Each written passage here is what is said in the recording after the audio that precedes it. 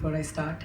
A couple of weeks back, Rajesh texted me about the label of this panel, title of this panel, and I was like, it took me back, years back into memory lane.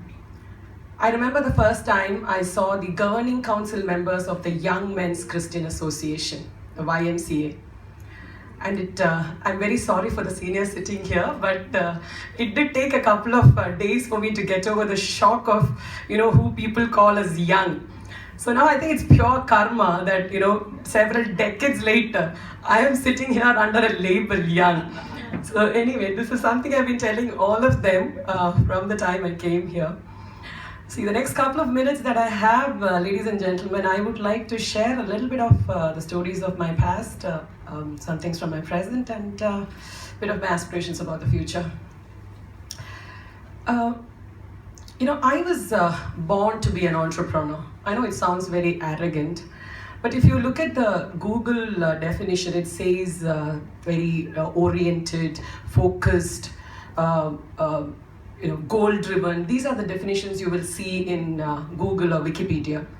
But I have a very simple definition for who an entrepreneur is.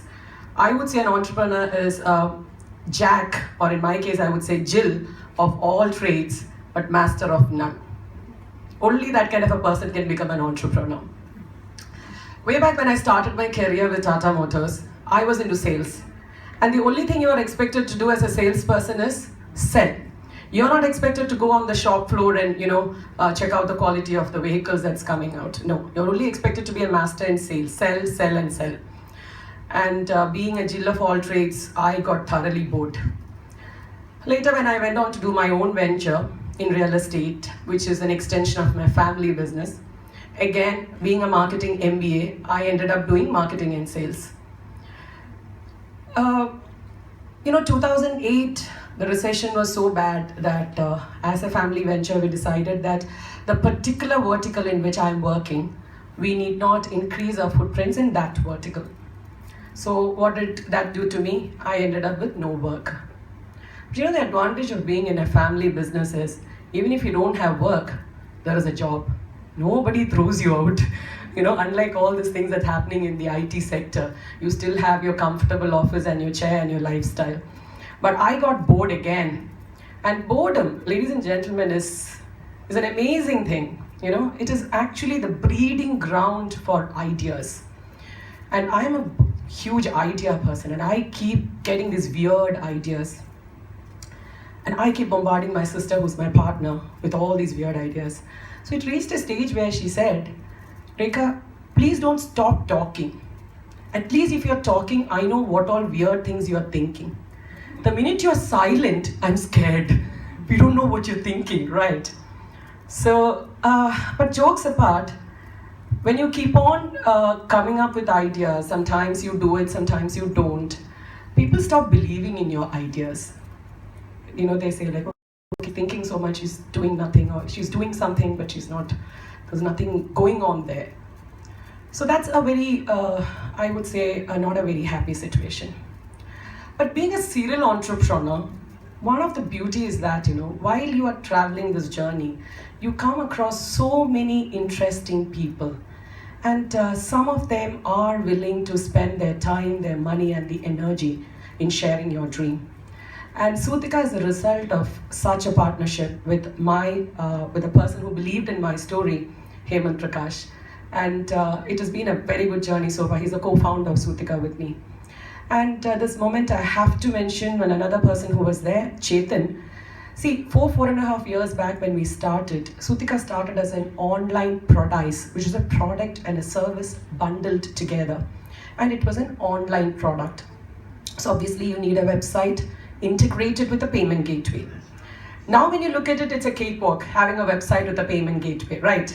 But 4.5 years back, based out of Cochin and with hardly any money in your hand, doing a website integrated with a payment gateway was not a joke. So Chetan was the one who kickstarted the whole thing. He did the most beautiful website for us, integrated it with the payment gateway, and sort of we kickstarted Sutika with his effort. So what I can say is, when you don't have money, sometimes it's very good. Frugal being frugal in innovation or being frugal in startup is an excellent thing. I just want to take a few minutes and share my experiences regarding what a startup entrepreneur is vis-a-vis a regular business person. I think there are a lot of aspiring entrepreneurs I can see sitting there. So you can make a choice as to what you want to become. Whether you want to become a startup entrepreneur or you want to become a business person. On one side, I do run mainstream business. I have a couple of schools where I'm the chairperson. And when you're in a mainstream business, what happens is you have other examples in front of you, and you can learn from their experiences. Here in Sutika, what happens is we are a brand with no competition. It sounds great to say that you are a blue ocean brand. It sounds great. But the problem is you don't have any examples, you don't have any experiences which you can learn from. And then what happens is you are making your own mistakes. And mistakes sometimes can be very, very expensive. So what do we do at Sutika is, being a multifaceted organization, we have compartmentalized into several sections. And in each vertical, we have identified the closest that we can as a, as a competition or as something close to us in a operational way. And then we follow their experiences and learn from them. For example, we are an Ayurveda service, but do we do the regular service way of starting a Panchakarma center or a massage center? No, we are following a different pattern of following the home healthcare centers. It's a home care program. We are a skill development company, but what we realized when we went about skill developing is our job role is maternal and newborn baby care, and there's no job role like that in India at present. We ended up working with NSDC, the National Skill Development Corporation, to create a job role like that.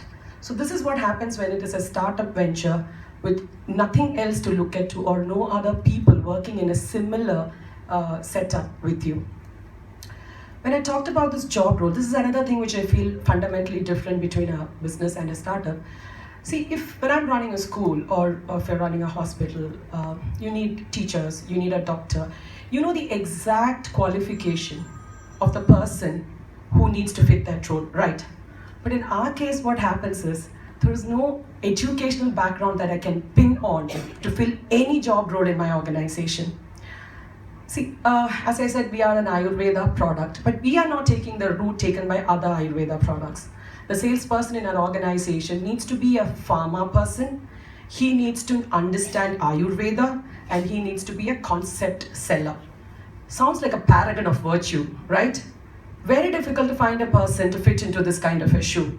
So this is another major difference. We have a lot of jobs in our organization, but no definite job role. So it becomes a duty of the founders to find what all work needs to be done. So it's a constant learning process, not only for us, but also for the team.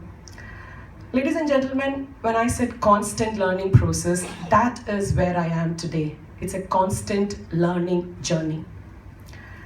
It's a very happy place to be, and I think because of this constant journey is why I'm not getting bored with Sutika. Otherwise I would have got bored by now.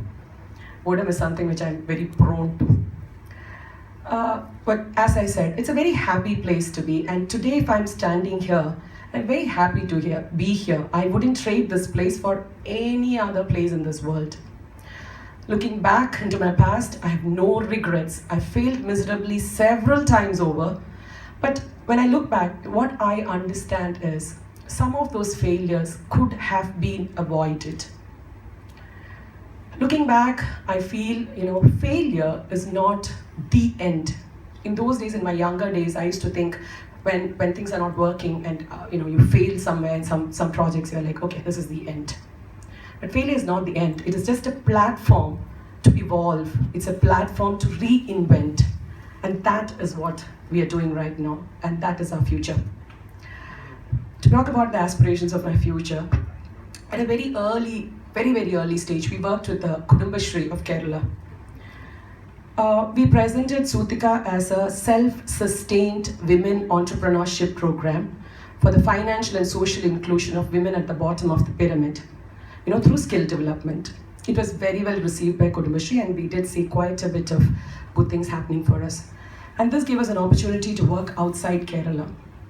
Ladies and gentlemen, when I went outside Kerala and started working there is when I realized how blessed I am to be a woman who's born, brought up, living and working in Kerala. Trust me, it's very difficult out there. Thank you. I would have expected a bit more of a applause. Thanks. Yeah. Yeah, no, but I'll take only 1 more minute. See, why I said that is, cutting across sections, financial and social, what I've seen in Kerala is the women are so empowered vis-a-vis what I see anywhere across India. And I would go to the extent of saying we have women militancy in Kerala. How many of you agree with that? Only women are agreeing with this.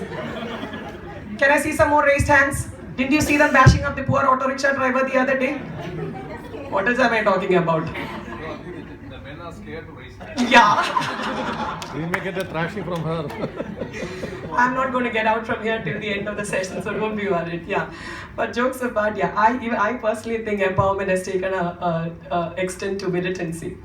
Yeah, as a closure, I just want to say, I read a quote the other day by Oprah Winfrey that said, to move forward, we have to give something back. So could be from a purely selfish reason, because I want myself and my brand to move forward. We as a brand, we believe in doing good. Not, from the sense that, it makes us feel good. The looking good part comes as an add-on benefit, so it helps. So as a brand, our future aspirations are, we want to create 10,000 self-sustained women entrepreneurs by the year 2025. Thank you.